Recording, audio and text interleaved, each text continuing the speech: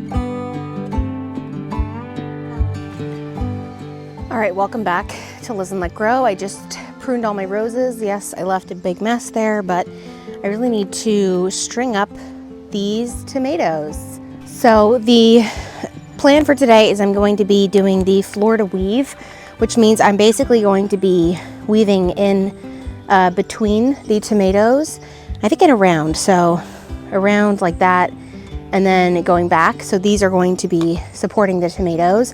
They're going to be kind of strung up in between. And this one was kind of out of the lines, so I just put a cage around it. But I also have one right next to you that I'm going to be doing with that method as well. It's gotten so much rain over the past couple weeks, so they've really put on a lot of growth. I did go through a couple days ago and I pruned up a couple of the bottom branches just to keep them away from the ground. Not that there's a bunch of dirt, because I do have mulch on top of this, aged mulch. I'm going to keep them relatively pruned this year because in the summer we're only going to be gone for 1 week when we're usually gone for like 3.5. So it's going to be a lot more manageable to keep these size controlled. So anyway, let's get started. And this is not a tutorial for the Florida weave, but if you have any comments or suggestions, please hash it out in the comments. So let's go.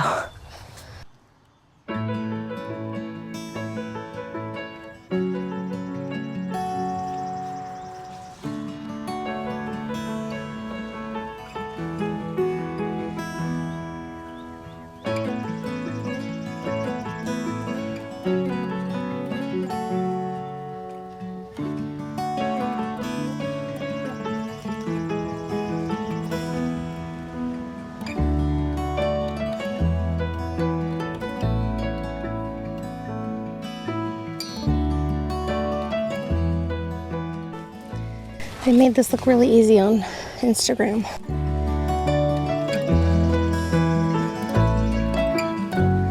I'm just not being too gentle with these because tomatoes just do so well here. So I don't really need to be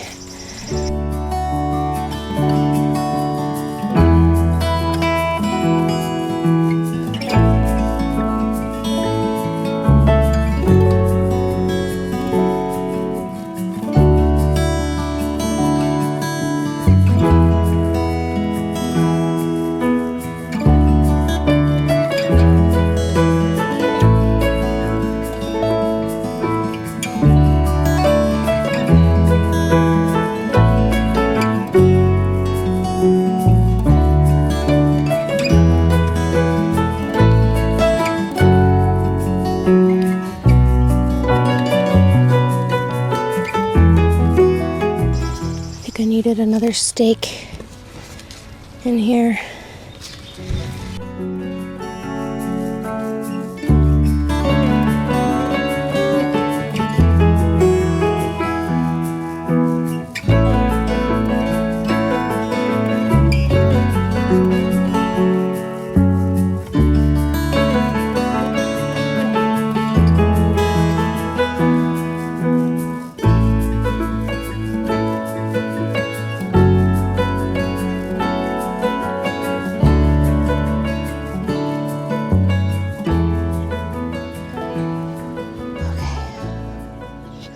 Hopefully this second one is easier.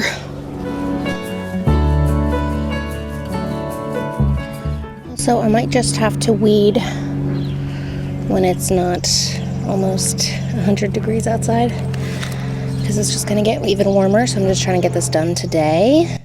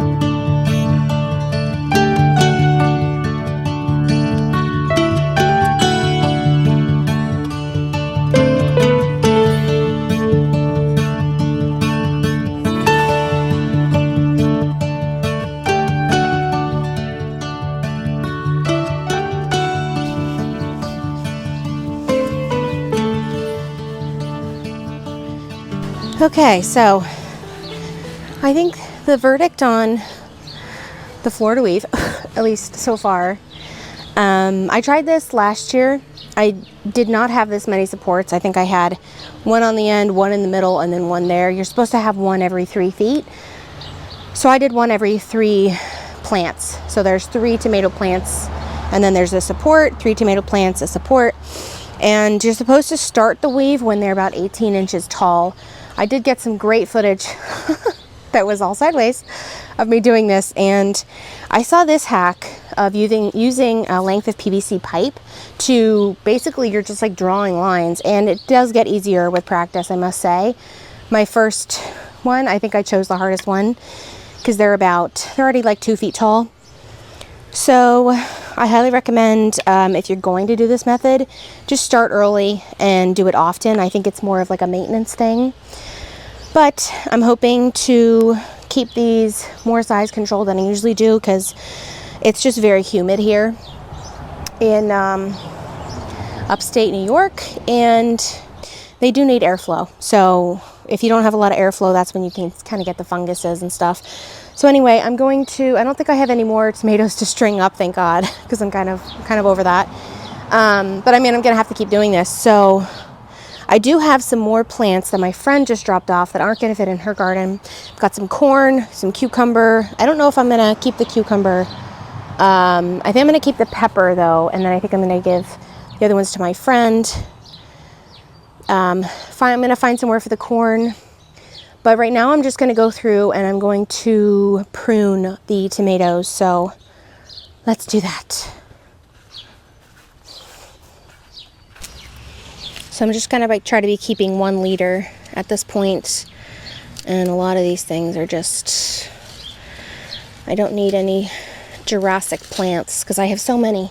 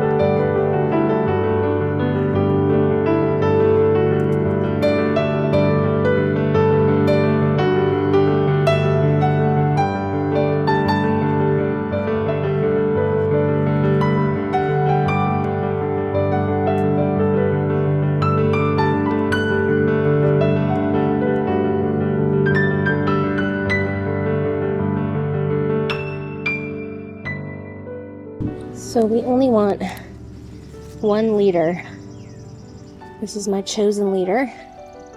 And anything else. But if it grows in the crook, that will be competing. And every other year I've left those alone, but I just end up with a jungle. So this year, trying something different.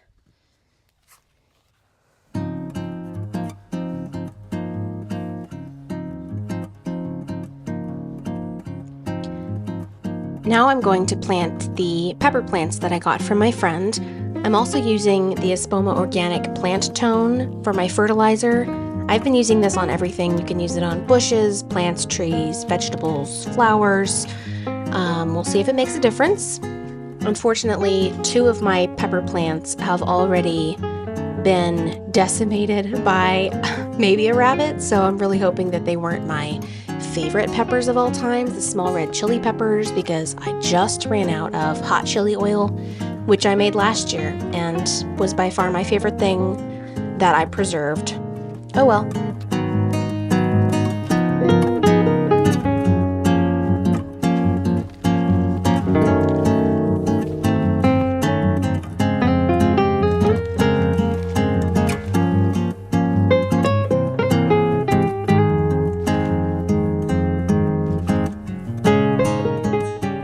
If you watched my carrot planting video where I made a carrot seed paste, if you haven't, I'll leave that in the description below. But I did plant a bunch of carrots in this bed where my peppers are now planted. Unfortunately, a lot of them did not come up, so I just planted the peppers around them in order not to waste space and so that I had somewhere my peppers would be easily accessible.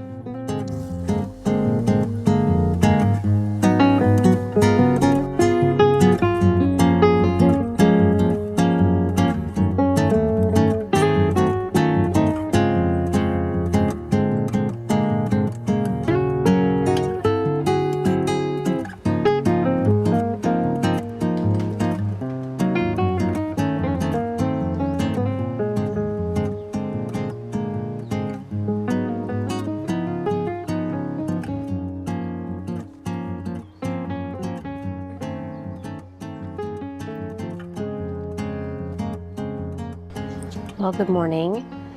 It is about 10 after 6. It's been a couple days since I've deadheaded my roses, and yesterday I went through and I cut back to the ground all of my dianthus, my Sweet William. And I did that because they were looking spent and I can already see some new growth coming up. So I wanted to take care of that. And I also just went through my garden and cleaned up like some of my daisies that needed to be deadheaded. My geranium is flowering. It's so beautiful. I didn't know what color it was. I just bought it off of this very sweet Albanian lady off of Facebook. It happened to be this beautiful pink color. So I'm very excited about that. Hopefully this one matches. The bloom, I see a bloom stalk here and it looks slightly the same. Anyway. So today, I think I'm just going to show you what the garden looks like after I took away all of the dianthus that was flowering. It's looking a little less colorful, but those will come back and reflush with new blooms. But I just wanted to encourage anyone that lives in a similar climate to me where we're in the middle of a heat wave and it's not exactly pleasant to be outside unless you're right by a pool. I like to come out very early in the morning, and I got some planting done yesterday. My friend gave me some corn. I did that very early in the morning. I planted some annuals. I water in the mornings so everything can soak in before the real heat starts. I mean, it's already like 70 degrees, but it's going to get up probably to about 100 degrees with some humidity as well. So I just want to encourage you to kind of strike while the iron's hot and get out there when it is pleasant. Last night was really nice. I was out here watering again, and there's not too many mosquitoes yet, knock on wood. No wood around me. But yeah, I just, find the time to just get outside, at least if it's only for like 10 minutes a day. And if I weren't filming a YouTube video, I would be in bare feet. Because I just love being in bare feet. But yeah, so let's just take a little stroll around the garden. Let me show you what I did. I staked up my tomatoes, as you saw, with the Florida weave. They're putting on so much growth. I'm very excited to just be out here. It's very peaceful. I have my coffee. And yeah, things are exploding with the heat. So let's go see.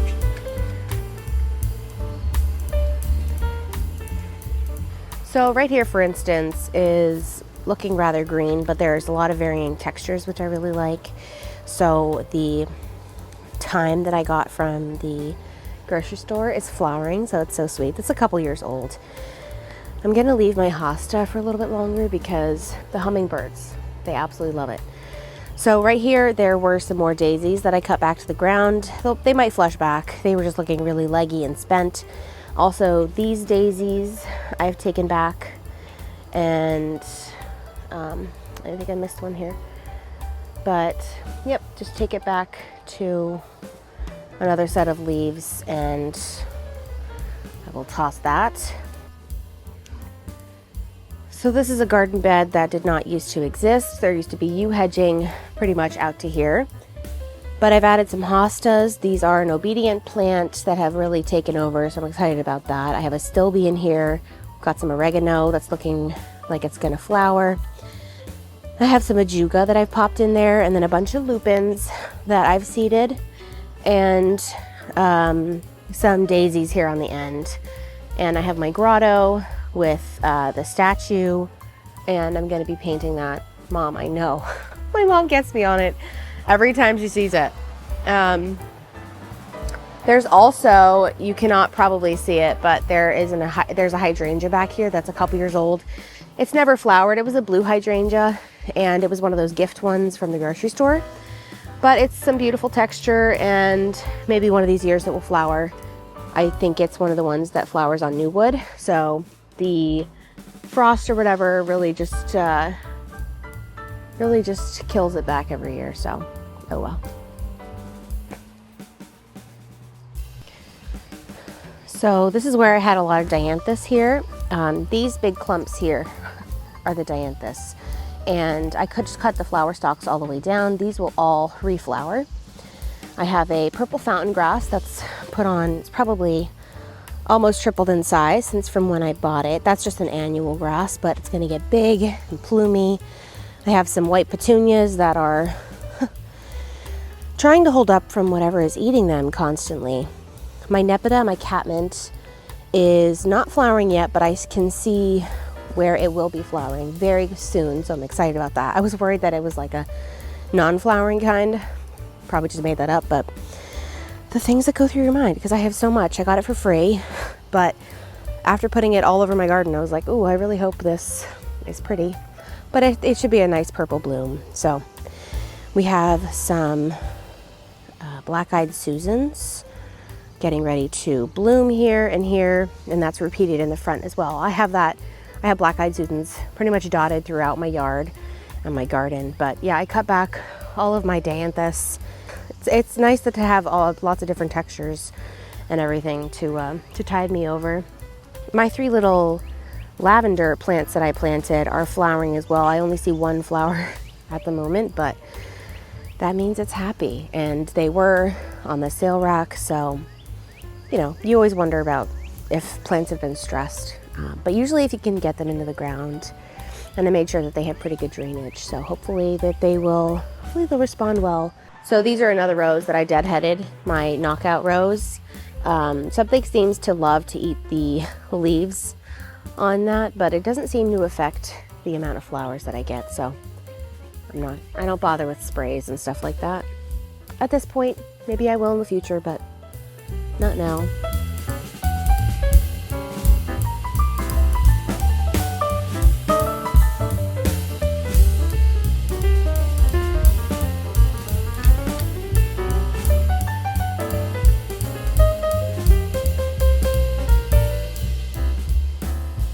I also had some dianthus planted in here as well.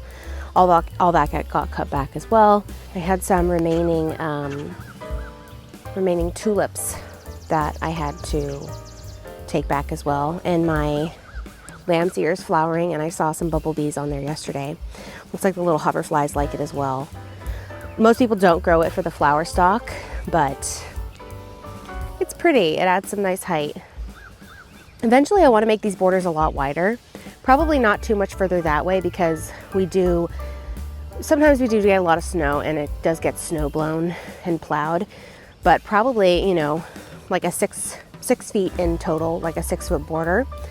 A 6-foot wide bed is usually ideal. I want to be adding more things. Things are going to put on more size, hopefully.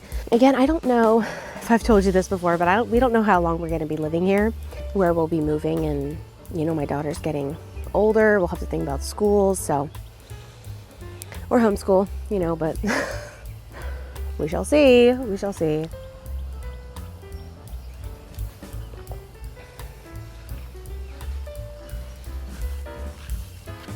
So this bed I didn't have to do too much deadheading. I did deadhead the Benjamin Britten rose. The echinacea is, look at this, one plant is gonna have 1, 2, 3, 4, 5, 6, 7 flowers on it. So that's gonna be crazy. It's gonna be crazy. But it's just wild. Something is also eating, something's eating the petals, but it still looks beautiful. So this is a, oh, I see you. It is a Japanese beetle. So, love you. Love you, Japanese beetles. Yeah, it's like eating my poor flower. I wasn't even expecting it to bloom this year because I just moved it from another garden. A lady gave it to me on Facebook, which was so sweet. My sister and I planted a whole bunch of seeds and seedlings in and around these, I think including some snapdragons, I think some statice. There's some echinacea seeds over here, more echinacea seeds that I literally just direct seeded. I did get some questions actually from my little brother who was questioning my methods. But I really haven't noticed an issue with mulching with fresh wood chips. A lot of people will tell you that it pulls a lot of nitrogen away from the plants, but I haven't noticed a big issue, honestly, with that. And yeah, I just find that the price point is maybe worth a little bit of plant suffering, but the plants seem to do really well. So yeah, take it or leave it. I love my 3 wood chips.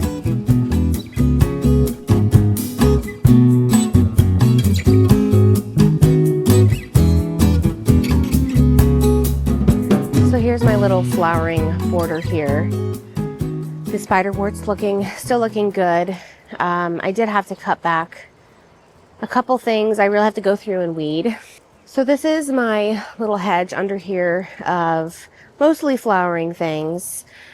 A lot of things are still going to come into bloom, and I've got some phlox back here. I think this is some kind of hibiscus, which is exciting. And my foxglove is going to seed, but I'm just going to let it because it's going to plant itself for me.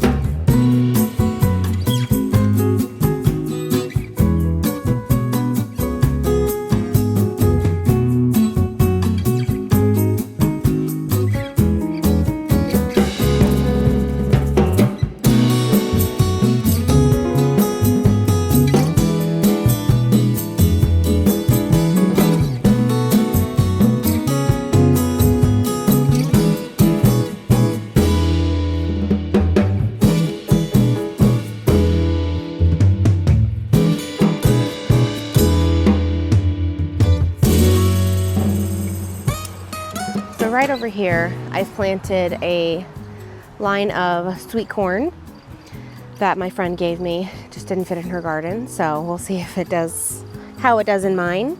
They were very root bound, so and I did forget to fertilize when I was putting them in. My lettuce is doing really well. The only thing about planting lettuce is I just don't enjoy picking it, so I just have to come out here and pick it. My potatoes are doing splendidly, and I think I might have to go through and pile more mulch or dirt or straw or something around them because I can actually see some potatoes peeking through.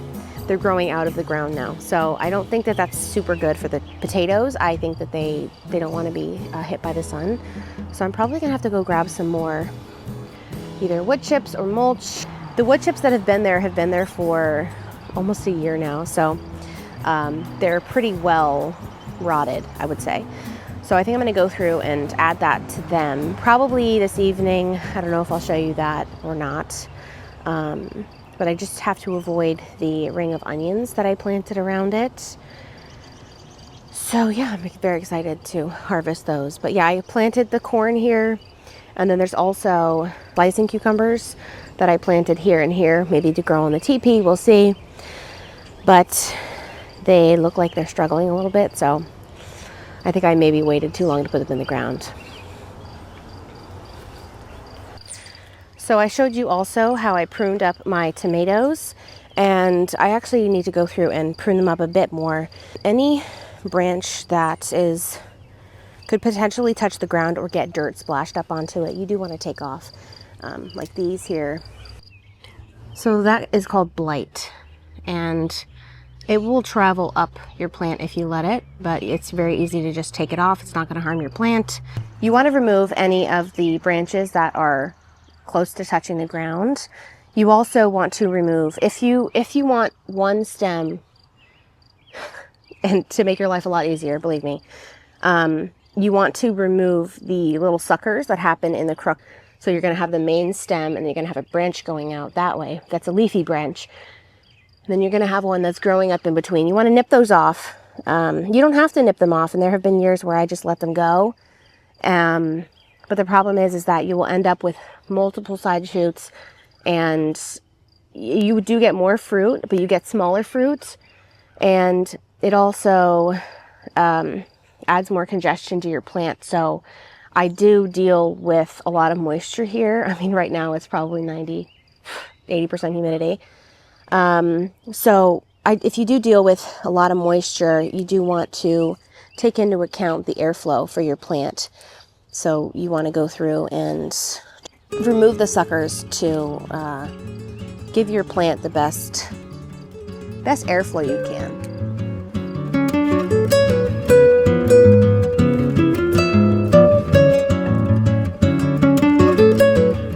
So my grapevine is doing spectacularly. There's 3 grapevines here, but the one that's doing spectacularly is the middle one, and there's going to be so many grapes on there. I'm so excited.